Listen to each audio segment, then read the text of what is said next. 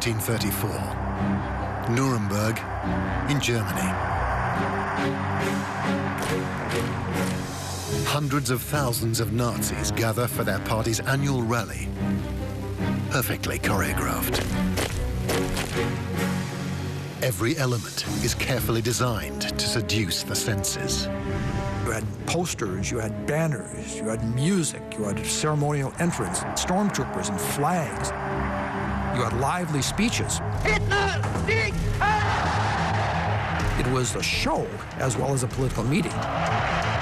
One thing which they have, which other parties don't have, is Adolf Hitler, who is a unifying and integrating figure within the party. And a master of propaganda. He was remarkably good at creating vibrant posters, vivid slogans. Hitler even claims to have designed the Nazi swastika flag. I myself had laid down a final form.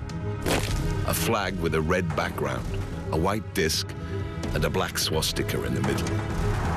The Nazis have never looked more impressive. Their appeal has never been more dangerous. Violence is always at the center of Nazism from start to finish. Behind the glamour lies a violent, racist, apocalyptic ideology. Violence was the means by which they sought to intimidate their opponents and eventually secure their power.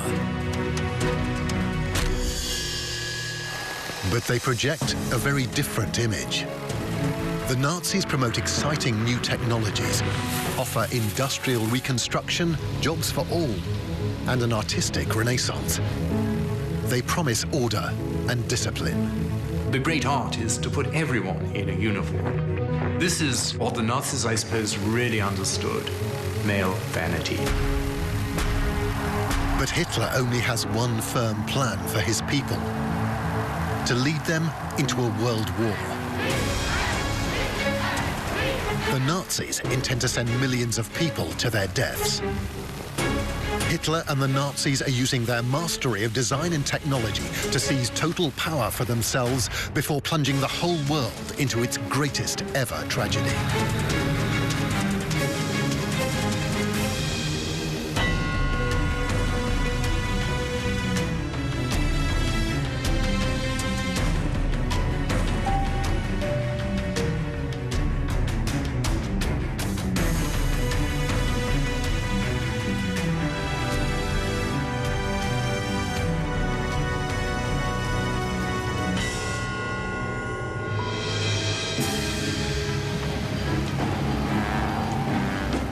Germany in the early 1920s. The First World War is barely over. Now, revolution is in the air.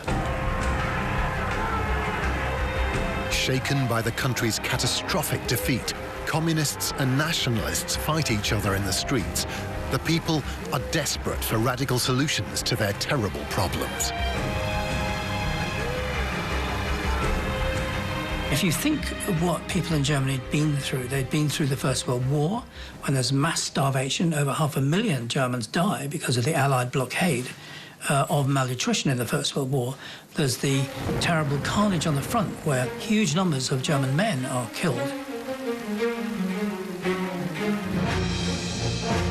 In Munich, the spiritual home of German nationalism, many former soldiers are drawn to a new, growing political force.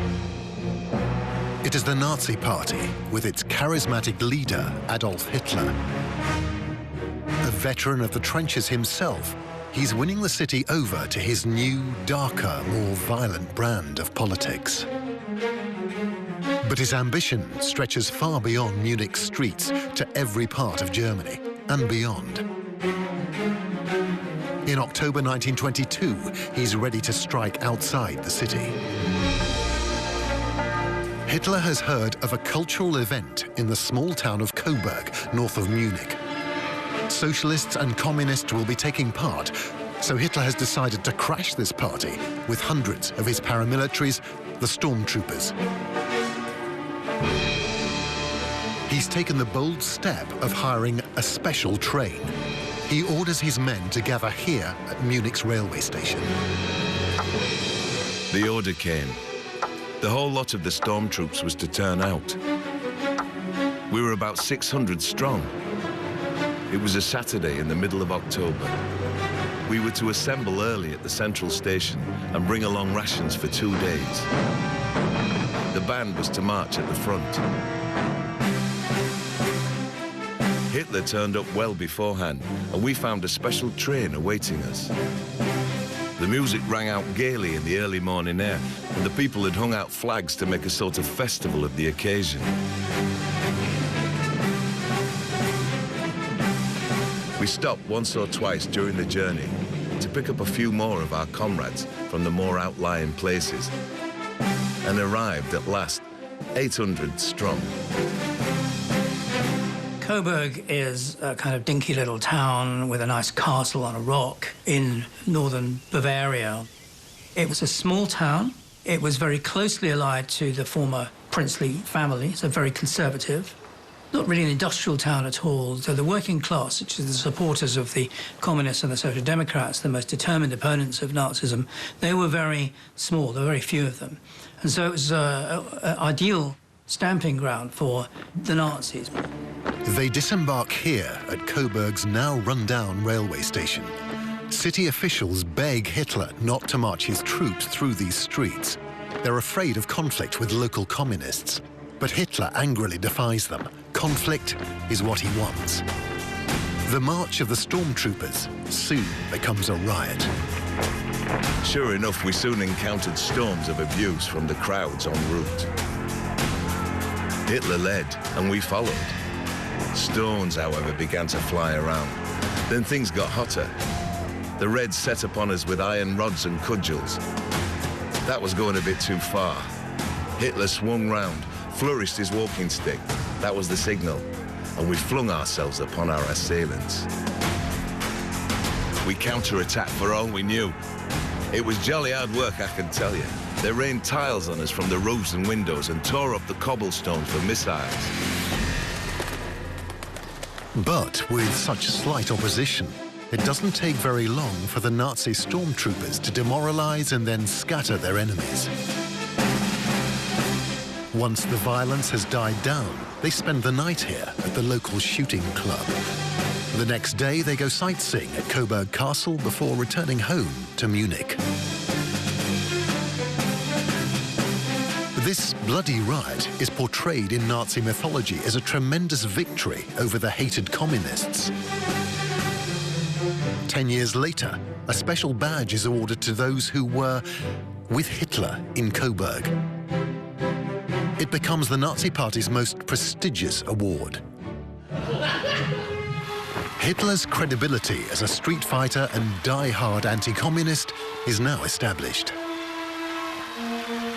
One thing which they have, which other parties don't have, is Adolf Hitler, who is a magnet for support and also acts, and this is really quite important, he acts as a unifying and integrating figure within the party.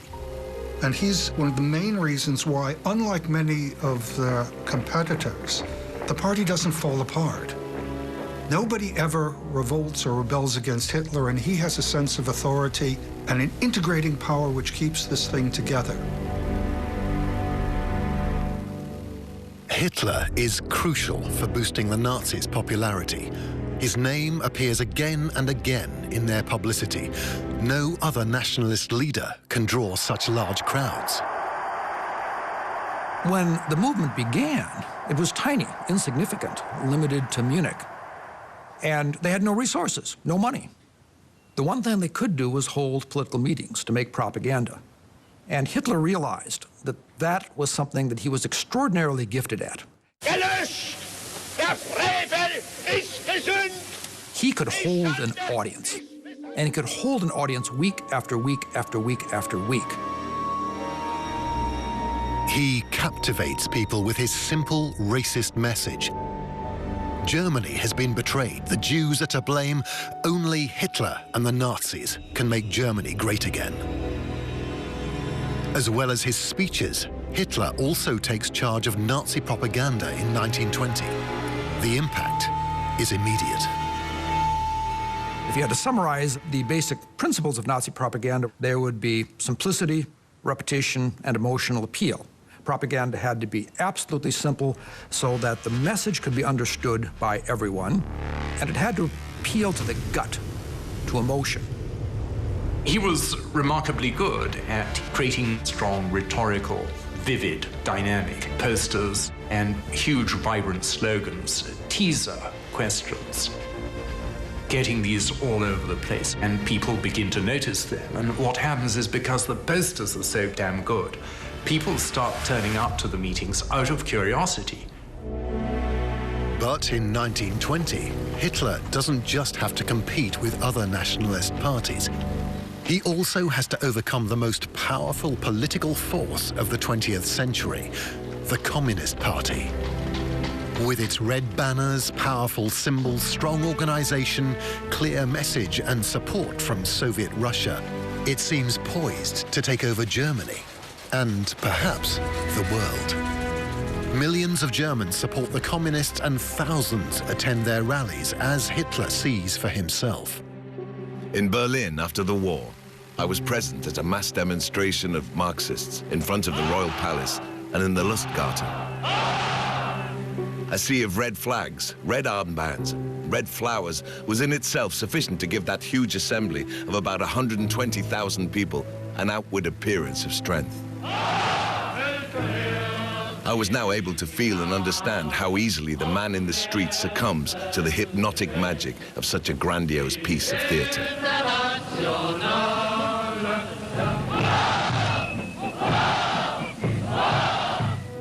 Hitler wants a Nazi symbol and a Nazi flag at least as bold and popular as the communists. He had an intuitive grasp of the importance of branding.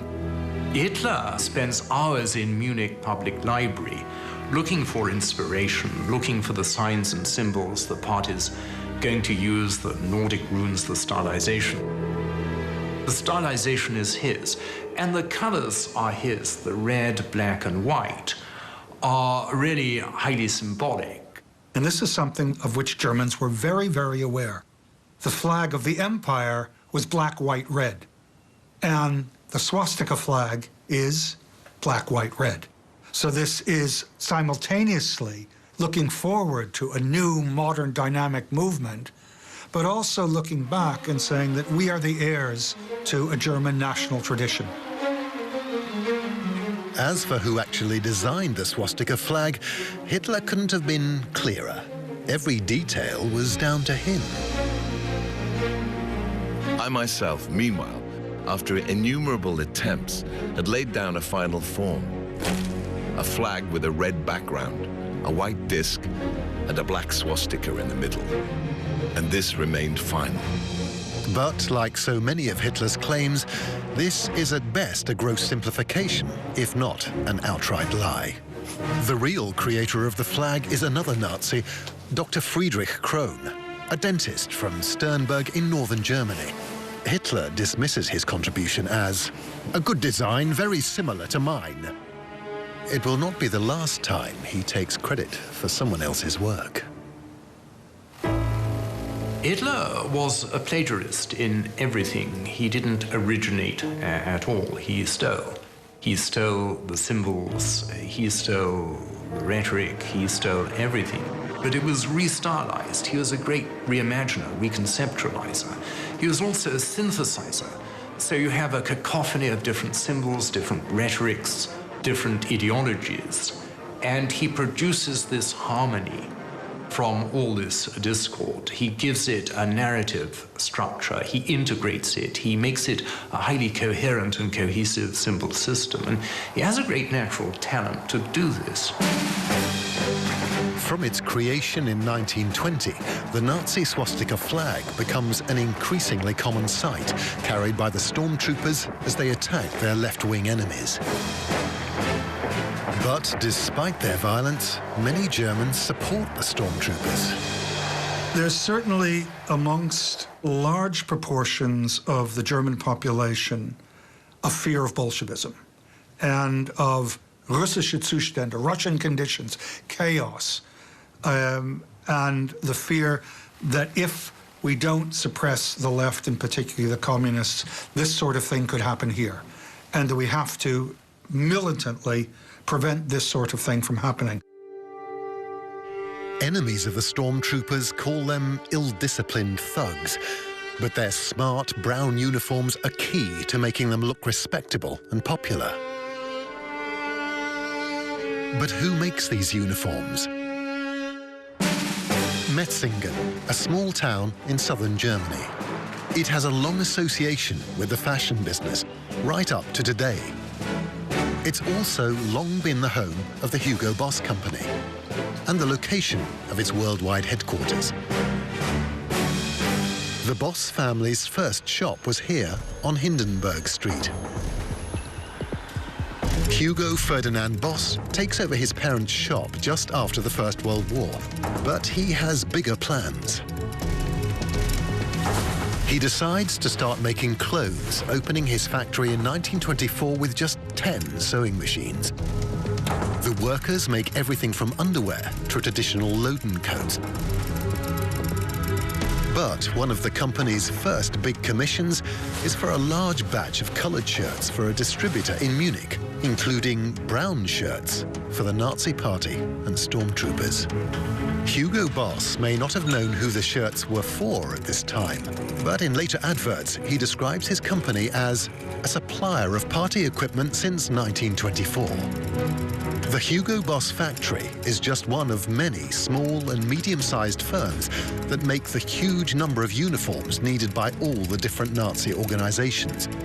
All these companies profit from Nazi Party and later Nazi government contracts. The great art is to put everyone in a uniform.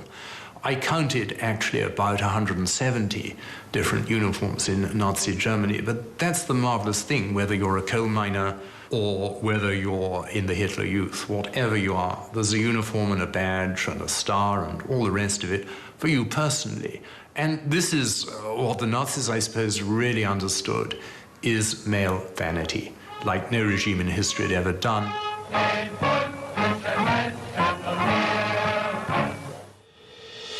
But the actual design of these uniforms is the work of other people. One is Walter Heck, a badge designer. In 1929, he creates one of the most notorious symbols in history, the SS runes. Heck isn't well off, so he accepts just 2.5 Reichsmarks, about $25 US today, to allow the SS to use his new, sinister symbol.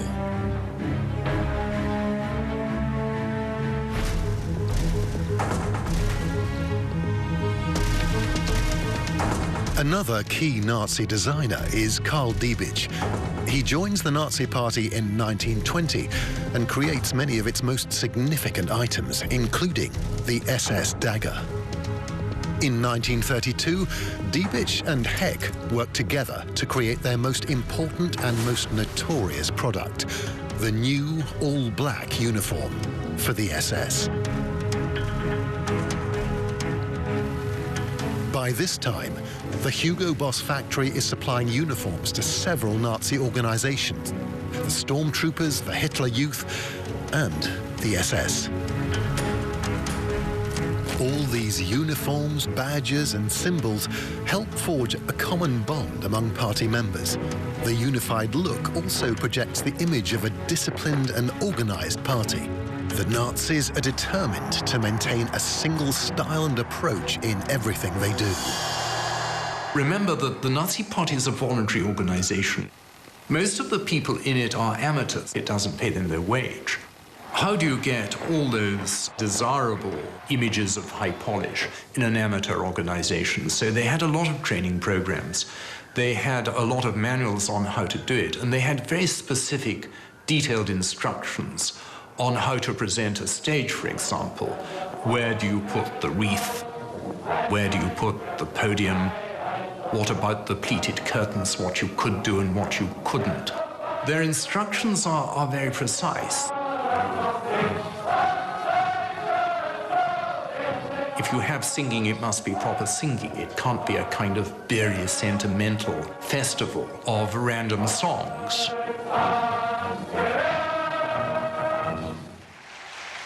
Also, you have to have clapping. The party leaders must clap the speech, even though they've heard it 1,000 times before, etc. They must set the example. So they have this very tight, disciplined control to get this sense of high polish, which is what the party really wants to convey as an index of its credibility and determination.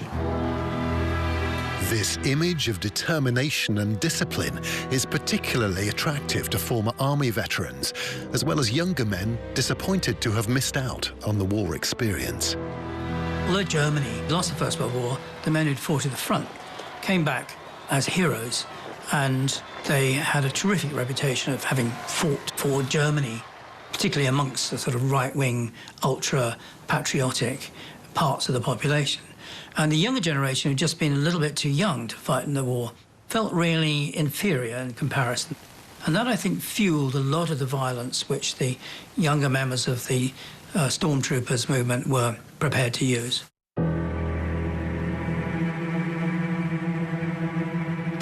When Hitler seizes power in 1933, Nazi ministers sign up many stormtroopers as auxiliary policemen. With access to police records, now the stormtroopers know the names and addresses of their political enemies. They start to raid homes and workplaces, seizing anyone they want.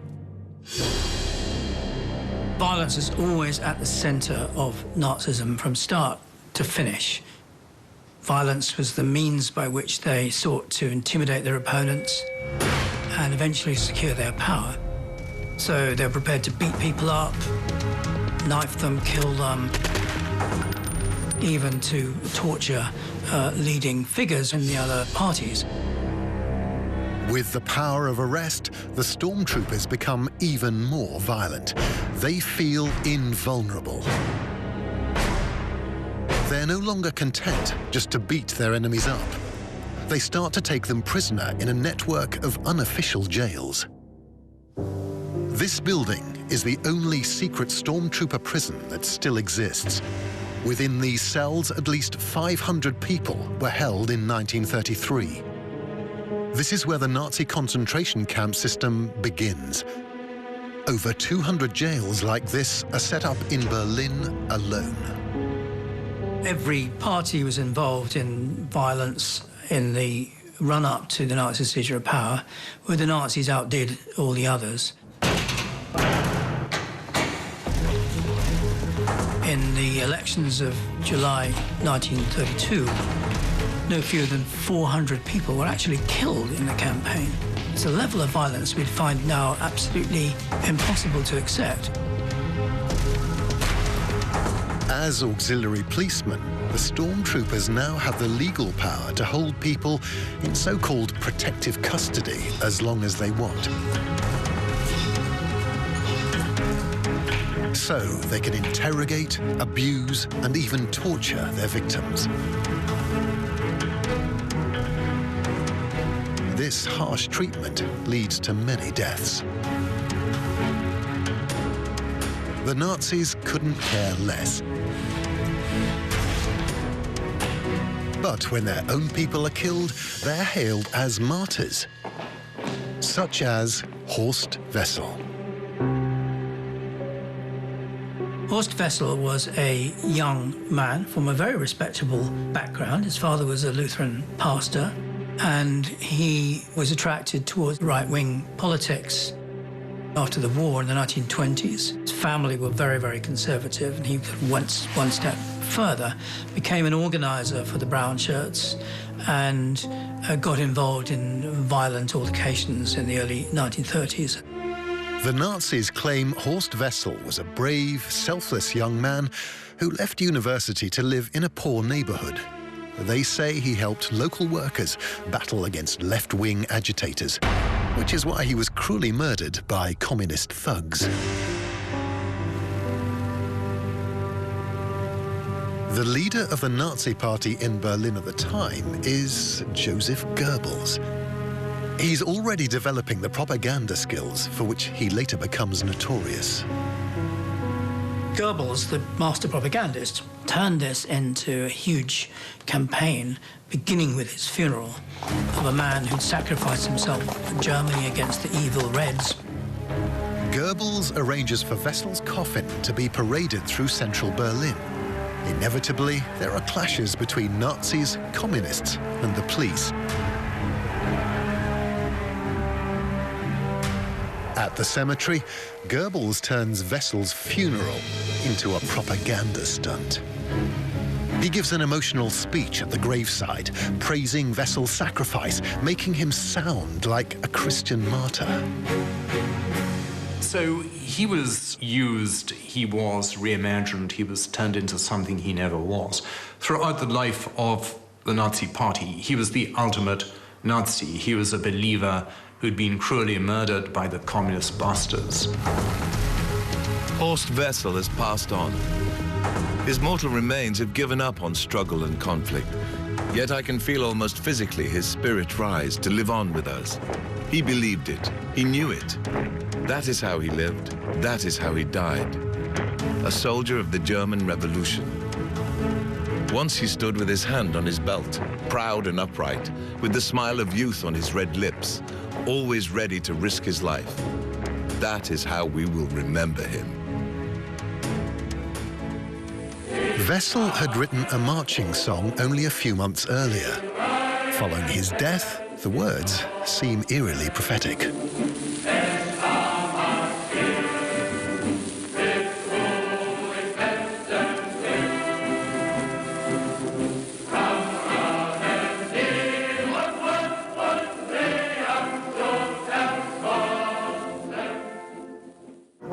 It soon becomes the official Nazi Party anthem. So Horst Wessel was really Saint Horst Wessel to the Nazis. There was nothing sordid about him. But the truth of Wessel's life and death is rather different from the Nazi propaganda version. What had actually happened is that he'd started living with a former prostitute, and it seems, at least the communists put this about, that his death was due to a personal dispute with her former pimp. The most likely story is only slightly less sordid. Wessel and his girlfriend get into a dispute with their landlady over unpaid rent.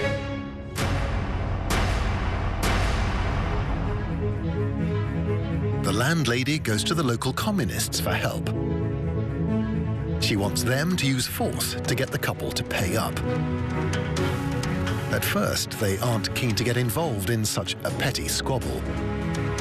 But when they learn the debtor is Horst Wessel, a well-known and hated stormtrooper leader, they agree.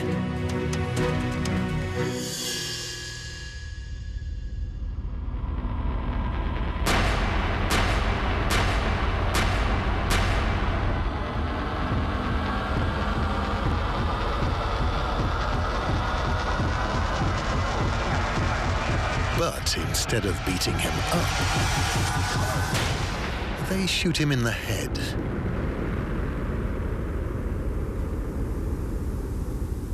He later dies from his wounds.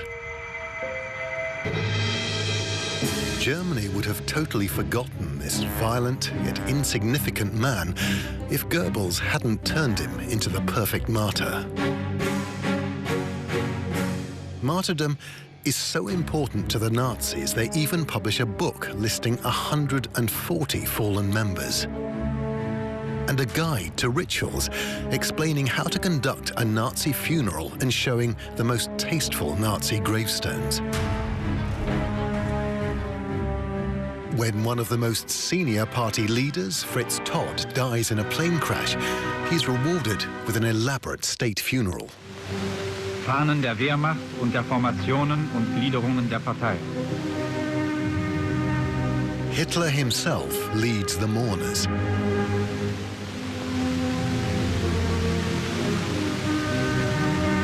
And comforts the family.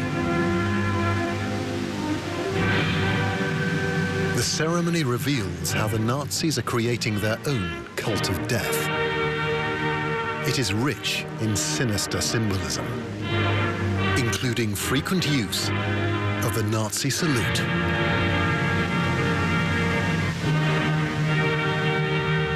Der Führer nimmt Abschied von einem seiner treuesten Kameraden und Mitarbeiter.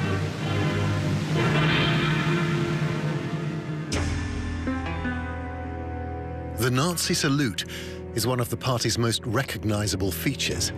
Members think it's a traditional Aryan gesture, a manly way for them to show their commitment. But once again, the salute isn't original. It's clearly copied from Mussolini and the Italian fascists, but some Nazis try to claim otherwise.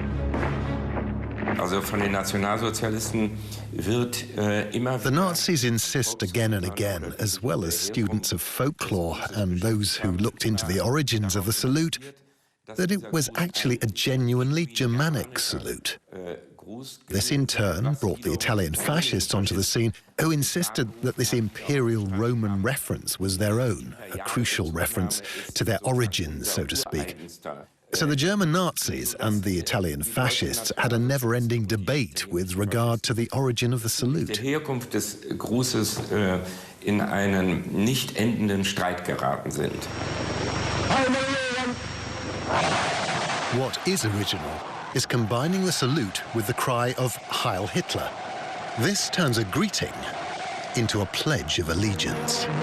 Das Besondere an dem Gruß ist, dass in der ersten Begegnung unter Menschen. The particular thing about the salute is that when people were first meeting, a clear association with Adolf Hitler was demanded and given.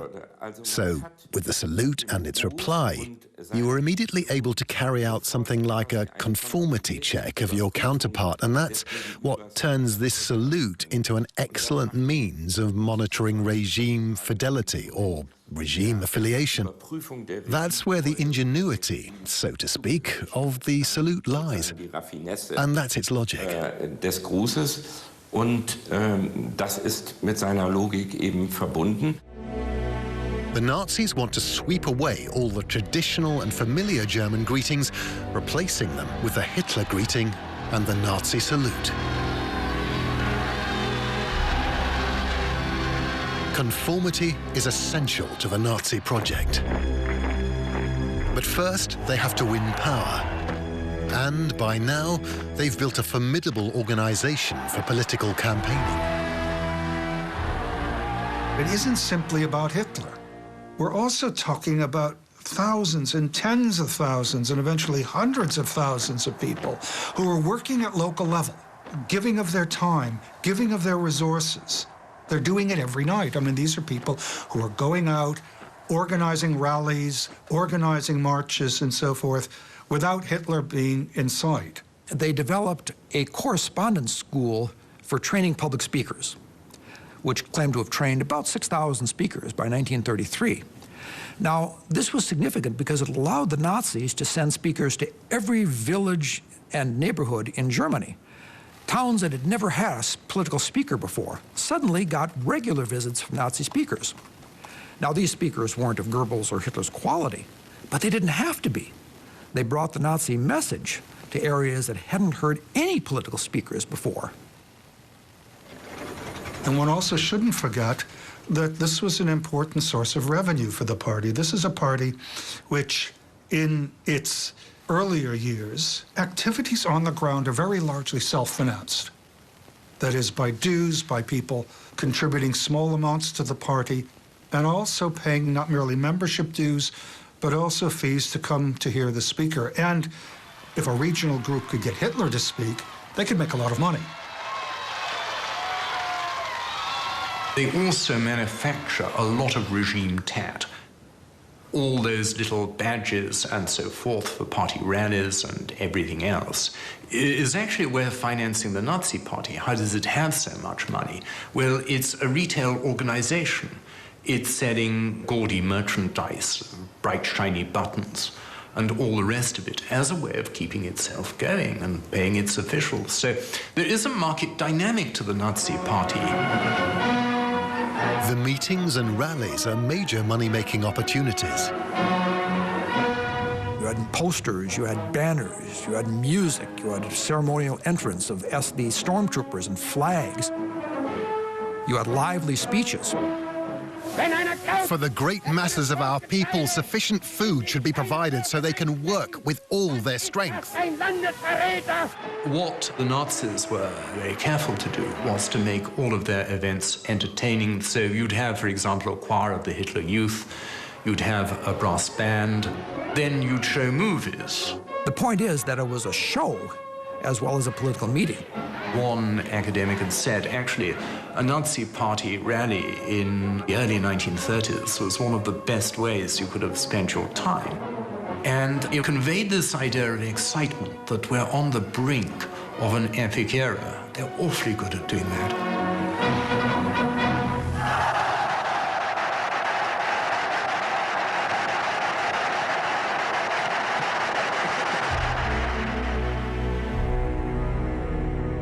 Relentless campaigning leads to electoral success in June 1929.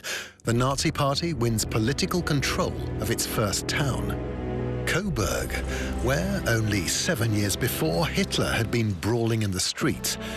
It's an important lesson in how to win power. Hitler realized that you couldn't do it by violence alone, so you had to have a kind of twin-track approach. Violence and intimidation on the one hand, and the quasi-legal or pseudo-legal way to power on the other hand, which means getting votes, becoming the largest party, and then getting into power by means that at least looked legal, passing laws. Coburg is also the first town to elect a Nazi mayor. It proudly takes the name of First German National Socialist City. By now, the Nazis are starting to gain support from almost all parts of German society. In the early 1930s, they become a catch-all party of protest, so that they are able to appeal to virtually every sector of the population, with the obvious exception of Jews, so that they might not do as well amongst working-class voters than the socialists or communists. But nonetheless, they attract a considerable amount of working-class support. They might not be able to do as well as the Catholic Center Party in Catholic regions, and particularly rural Catholic regions, but nonetheless, they're able to attract a considerable amount of Catholic support, so that one sees that the Nazis are able to gain support really from across the political spectrum. We think of the Nazis sort of entering with a fixed ideology and a concrete program. It wasn't like that at all. There is one quote from them which says, "We don't want high bread prices, we don't want low bread prices. We don't want bread prices to stay the same. We want National Socialist bread prices." And so it was this indeterminacy, this flexibility, this whole process of, if you like, inventing it on the hoof, which explains their electoral success. By 1932, Hitler feels confident enough to make an audacious bid for power. He launches a nationwide election campaign to become president of Germany. To reach as many people as possible, he does something no German politician has ever done before. He takes to the air. Well, it was totally novel. Very few people had ever been by plane. Hitler recognized, though, the utility that he could hit many cities in a single day.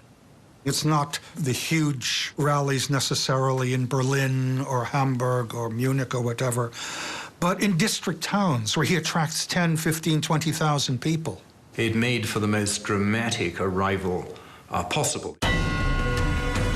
Hitler's aircraft, the Junkers 52-3M, is the very latest technology, only a year old. He uses it to deliver 46 speeches in less than a month. The idea of Hitler coming down through the clouds, attracting these tens of thousands of people, many times a day, moving from one area to the next, made a big impression, and he was the first person to do this.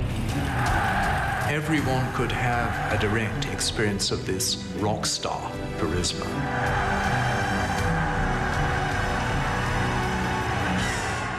Anticipation could be built. Often the schedule fell behind. Hitler was an hour or two late in arriving. But that only built the tension. And when Hitler would finally arrive, there would be an explosion of cheers and Sieg Heils and so forth. So it was a very interesting and effective method of building the Hitler myth. Nazi propaganda exploits the image of the daring Hitler, not afraid of this still quite risky technology. One has to remember that this is a young man, a relatively young man for a politician. He is the representative of that younger generation who comes up from the trenches and as such is making a big impression on the German population. Despite Hitler's dynamic and relentless campaigning, he doesn't win the presidency, losing to the incumbent Paul von Hindenburg. But in fierce parliamentary elections, the Nazis do become the largest political party in the Reichstag, opposed by a similar number of communists and social democrats. German politics is increasingly polarized and violent. Democracy itself is becoming discredited.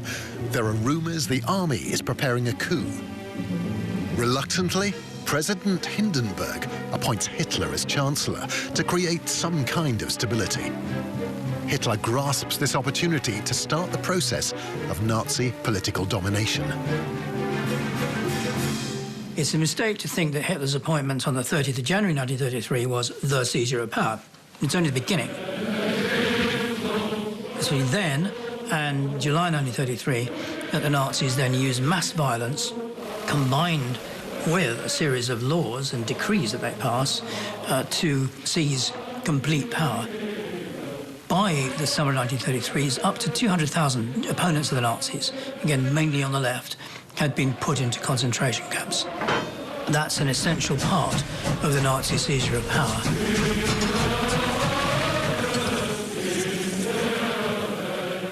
With their enemies crushed, nothing can now stop the Nazi takeover of Germany. Nazi designs and symbols rapidly become state designs and symbols.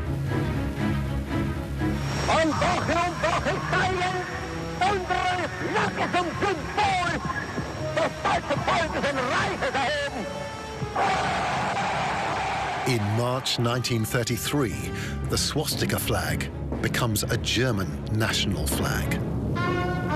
In May, the Horst Wessel song becomes part of the national anthem. And in July, the Nazi salute and Hitler greeting become compulsory for public employees. But they are soon being used by everyone. Hat es ein paar Monate gedauert und sämtliche It took just a few months, and all greetings then common in Germany, regional or in different dialects, disappeared in no time at all, and were replaced, substituted by the Hitler salute. Durch diesen Hitlergruß. Most need little encouragement, but for those who refuse to use the Nazi salute, there are severe penalties. Also das erste Konzentrationslager war in Dachau eingerichtet. The first concentration camp was established in Dachau, and already in 1933 there are reports of people, vicars for example, who refused the salute, who were detained in the Dachau concentration camp for a few weeks or for even longer. Konzentrationslager Dachau inhaftiert wurden. The Nazis insist this is now the only acceptable German greeting. Die Nazi-Partei hat The Nazi Party reminded people again and again, in public, everywhere. Beer glasses were sold with the German greeting on them, with Heil Hitler. On advertising columns, there were large posters saying that in Germany you must greet with Heil Hitler. So there was tremendous public propaganda favoring the adoption of this salute. So these two things complemented each other. There was a real readiness within the people to use this salute, but that, of course, was also supported by massive propaganda. Aber die wurde auch durch massive Propaganda natürlich mit gestützt. So it was extremely difficult to withdraw from the obligation to make the salute. If so, you were suspected straight away. And the suspicion was then, briefly, well, it led to the risk of you being denounced to the authorities. Sich denunzieren zu lassen. With every passing day, the Nazis take over more and more of daily life. The Nazis then reshaped the whole of German society to be part of the Nazi machine. For example, the trade unions were banned and abolished and their property seized, and a Labour Front, a Nazi Labour Front, was created to represent all the workers. Nazism claimed to be much more than a political party that was only interested in winning the next election. It claimed to be a worldview that had an interest in every aspect of human life. They simply were interested in everything. They were interested in transforming German views of art, German education, German media. If you had a football club, it had to become part of the Nazi Football Association. So, and very often, local towns and communities would have 3 or 4 different choirs, for example, a socialist choir, a liberal choir, a conservative choir. It was a very highly politicized society. These are all scrapped by the Nazis and turned into the Nazi choir, as it were. So, in the end, there was nothing left except the church and the army. The church and the army were the only 2 institutions that were not fully Nazified. As somebody once said, wherever 2 or 3 people met, Hitler was there in spirit as well. In August 1934, Hitler's final obstacle falls away. The 86-year-old president, Paul von Hindenburg, dies. Hitler announces that the presidency has died with him. From now on, he declares he is the head of state with a completely new title, Leader of Germany, the Führer. Total power is now in his hands. Hoffnung kämpft mit Verzagtheit, Zuversicht mit Verzweiflung. Immer wieder aber wird die Nation emporgerissen zum Schutz ihres Daseins. In just 15 years, the Nazis have grown from a tiny, eccentric fringe group to a huge political party totally dominating Germany. Its annual rally and congress in Nuremberg is now a major national event. The Nuremberg rallies were a theatrical performance of Hitler's vision of Germany. Hitler asks an up-and-coming young director to film it for him. Her name is Leni Riefenstahl.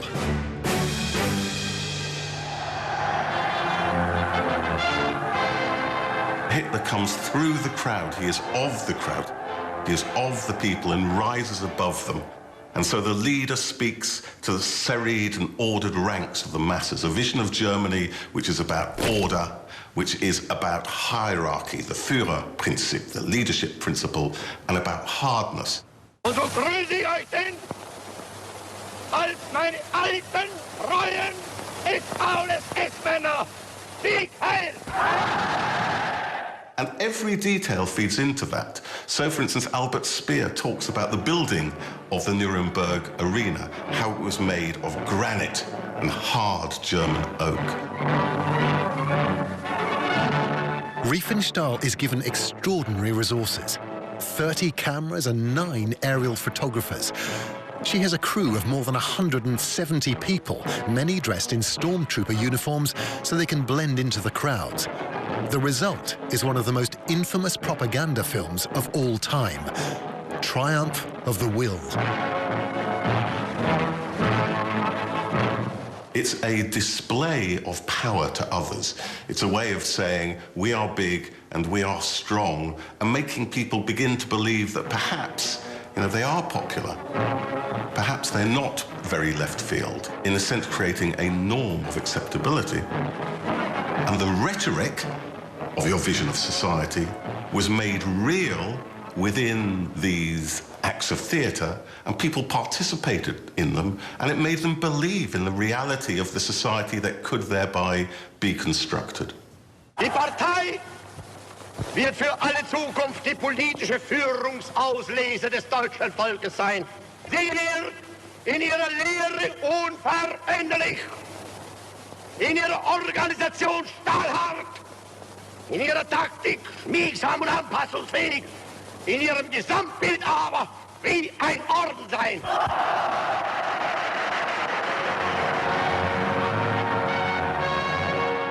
Goebbels was once asked what was his greatest propaganda achievement, and he said it's Hitler. It's the Hitler myth.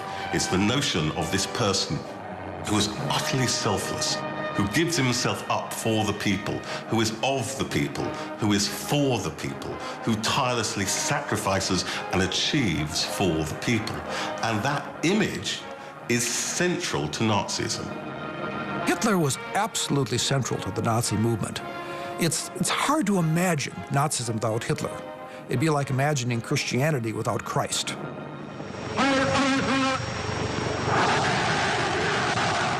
He was the ideologist of the party. He was at the beginning and throughout the chief propagandist of the movement.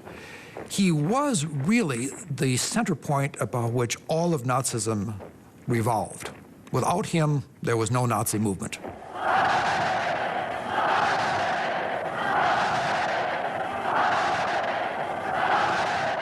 Hitler aber ist Deutschland, wie Deutschland Hitler ist.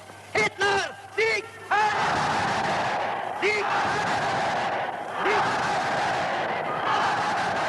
What you're getting is this creation of a sense of German identity and German community, which is defined and embodied in Hitler, which means that if you see yourself as German, then you are bound to Hitler, and you are, in a sense, bound to follow Hitler.